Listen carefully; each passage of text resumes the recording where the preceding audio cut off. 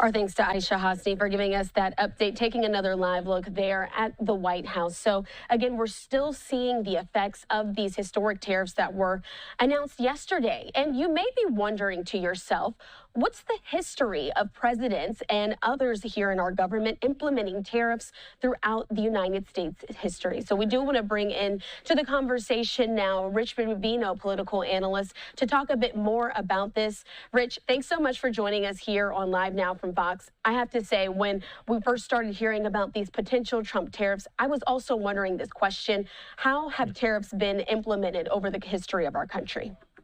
It's a great question. And if you go back, actually, the Republican Party was founded back in 1844 in Ripon, Wisconsin. Obviously, the idea of outlawing slavery in the new territories was their flagship issue, but they were also very much economic nationalists, and they also very much wanted there to be tariffs. They believed the tariffs would bring in revenue.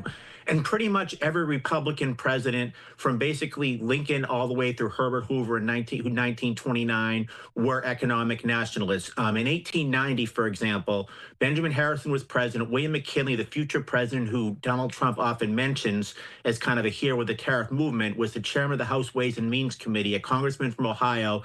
And he got the McKinley tariff through his committee, through the House and Senate, and it was signed by Republican President Benjamin Harrison. Grover Cleveland ran in 1892, in part wanting to reduce the results of that tariff. So it had always been basically a Republican issue. It's a very different, however, if you look at it in terms of the modern Republican Party. Basically, every Republican nominee from Eisenhower all the way through Mitt Romney in 2012 were free traders. In 1993, Bill Clinton, the Democrat, got NAFTA, the North American Free Trade Agreement, passed through both House and Senate, with the majority of his votes coming from Republicans. So it's always been, at least since 1953, when Eisenhower was the Republican nominee, Republicans were usually the free traders thinking about free markets. The Democrats were usually the party that wanted more regulations, if you will, on trade. Now, Donald Trump has completely transmagrified kind of the economic landscape when it comes to tariffs. And as we're talking about this, the Great Depression and some of the acts that were put into place back in the late 20s and 30s impacted how these parties approach tariffs as well. Can you dive just a bit deeper into that? Yes, well, Warren G. Harding actually was a fitwit who was elected in 1920, served until his death in 1923, signed a major tariff act in 1922. His successor, Calvin Coolidge, came in 1923. And when he assumed the presidency, he too was a tariff man, supported tariffs throughout his presidency. Herbert Hoover came in next in 1929. There was a lot of prosperity under Calvin Coolidge and his Treasury Secretary, Mr. Mellon, during the Coolidge administration, a lot of prosperity. Herbert Hoover ran in 1928 saying a car in every garage and a chicken in every pot. Then in 1929, the United States was felled with the Great Depression. But in 1930, he continued the policy in order to bring more revenue in. He signed the Smoot-Hawley Tariff Act, which, although probably unfairly, is blamed for the Great Depression. The Depression had already started in 1929. What it probably did is it probably added fuel to the fire and really kind of progressed the Depression. And that was part of the reason why Herbert Hoover became extremely unpopular and in 1932 lost in a landslide to the Democratic free trader Franklin Roosevelt. And so as we're talking about just some of the iterations that the party, particularly the Republican Party, has gone through on their stance on tariffs, also something happened in the 1990s.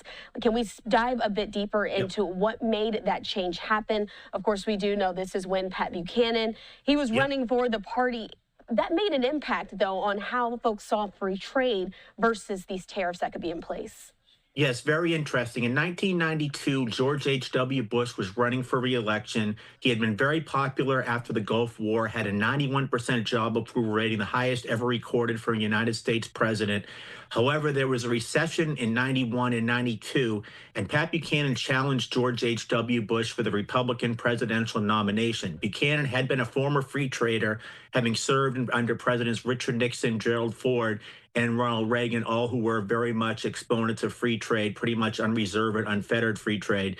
He changes his position in part. He goes to the Berlin, New Hampshire, where they had a paper mill, and the paper mills were basically dissipating in Berlin, New Hampshire as they were going overseas. And he said he met some of these people, and they basically told him about what it was like for their jobs to go overseas. Buchanan became very much of an economic nationalist, meaning somebody who favored tariffs. He ran against George H.W. Bush, almost beat Bush in the Republican primary, but Bush was still an unfettered free trader. George H.W. Bush that year, he runs for re-election. You had Ross Perot, who runs on Buchanan's platform on trade, basically. And then on the Democratic side, you had Bill Clinton, who said he favored NAFTA, but with some side agreements. Bill Clinton landed, by the way, in that Democratic primary. Former California Governor Jerry Brown was very much opposed to NAFTA, and Bill Clinton was very much somewhat more favorable to it, as was Paul Tsongas. Bill Clinton becomes president in 1993, makes some side agreements, and he has to get NAFTA done. In order to do that, he gets all the living former presidents, Jimmy Carter, Gerald Ford, Ronald Reagan, Richard Nixon, and George W. Bush, all endorsed the NAFTA agreement. He had a few of them actually come to the White House and speak about NAFTA, and he got it through, but it was still seen as a free market issue. And there were many in the Democratic Party, like the House Minority Leader, Dick Gephardt, and the House Minority Whip, David Bonnier of Michigan, who are very much opposed to NAFTA and led the movement against the North American Free Trade Agreement. So how did Bill Clinton get it done? Bill Clinton got NAFTA through with Republican votes. He worked with Bob Dole, who was the Senate Minority Leader from Kansas, and Newt Gingrich, among others, who's now very much a Trump when it comes to free trade, who is the Minority Whip, a congressman from Georgia, Bob Michael, the House Minority Leader. They worked together to get NAFTA through. He got it through with Republicans. It was seen as the Republicans were seen as the party of free markets. And they'd been seen as a party of free markets, but when Donald Trump came on the political scene, instead of running as a traditional George W. Bush, Gerald Ford, Mitt Romney Republican, he decides he's going to go back to where Pat Buchanan was and says NAFTA was one of the worst agreements ever negotiated. And when he became president, he renegotiated it. But now the Republican Party, if you look at it with very few exceptions, literally 4 exceptions, are now very much economic nationalists in the spirit of Donald Trump.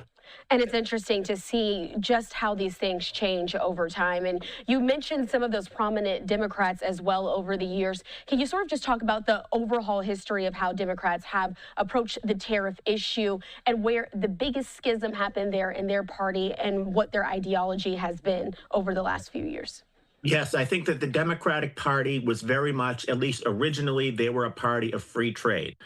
They were seen as a conservative party. Free trade and lowering the tariff rates was seen as something that was very much a Democratic issue. Grover Cleveland, Martin Van Buren, 1837, very much somebody who, for example, was against we wanted to reduce the tariff. Grover Cleveland was elected first in 1884, then again in 1892, saying he wanted to reduce tariff rates, for example. But we really saw the schism of the Democratic Party, I think, in right around 1988, 1992. In the 1888 Democratic primaries, you had Democrats, what's called the Democratic Leadership Council. It's basically moderate Democrats like Chuck Robb of Virginia, Bill Clinton of Arkansas, Al Gore of Tennessee, who formed a movement to try to bring the Democratic Party to the center. And part of what they did is they favored free trade. So in 1992, in the Democratic primaries, the Democratic Leadership Council type Democrats like Paul Tsongas and Bill Clinton very much were in favor of free trade. Then you had some who were trying to be more populist. Bob Kerrey was one. And Bob Kerrey, with Bob Shrum was his advisor. Bob Shrum, a very liberal Democrat, convinced Bob Kerrey to go to a hockey net. And in one of his political advertisements, he's standing in front of a hockey net, and he's basically saying that there's been unfair trade practices from Japan, and if Japan continues to put tariffs on us, we're going to put tariffs on them. Listen to what Bob Kerrey was saying in 1992.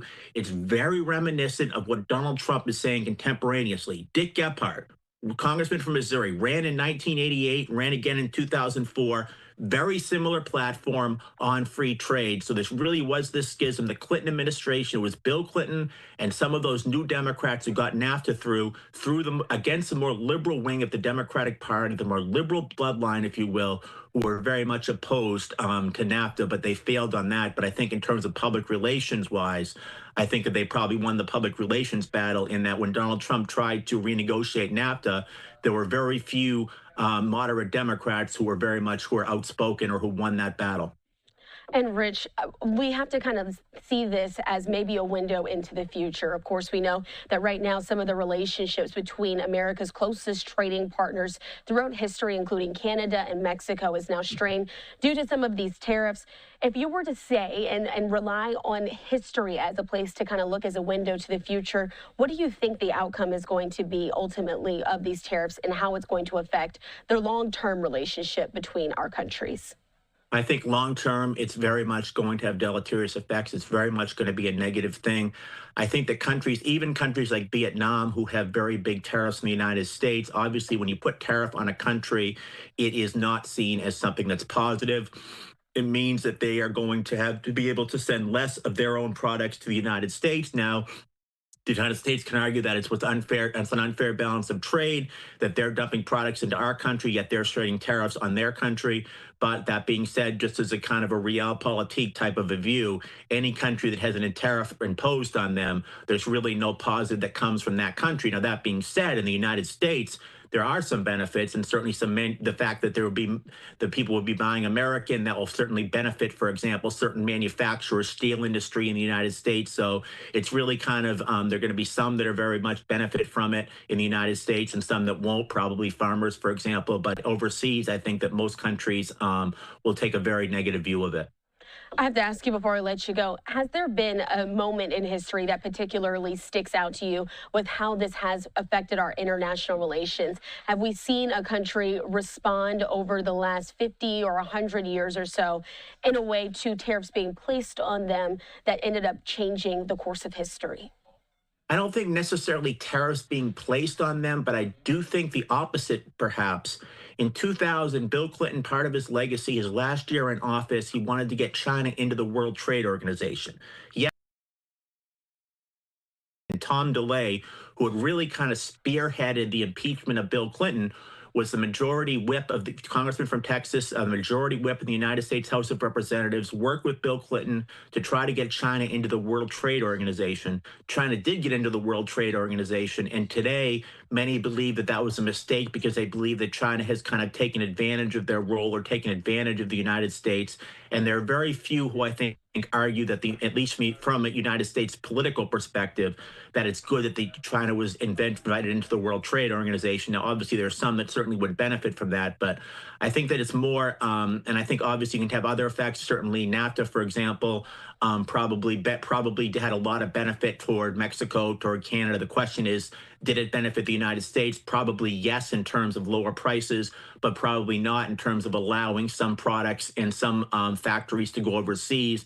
I think it may be hyperbolic, but many in both the Republican and the Democratic Party, J.D. Vance being one of them in the Republican Party, the Democratic Party, the left wing of the Democratic Party, for example, also would say that many of the jobs that went overseas were because of the low tariffs. So it's always going to be an open question, just like history. It's going to continue to be an open question. And it is certainly something that we're getting education here on Live Now from Fox, just on the history of tariffs. Again, Rich Rubino, political analyst, here to break these things down. Rich, any final thoughts before I let you go?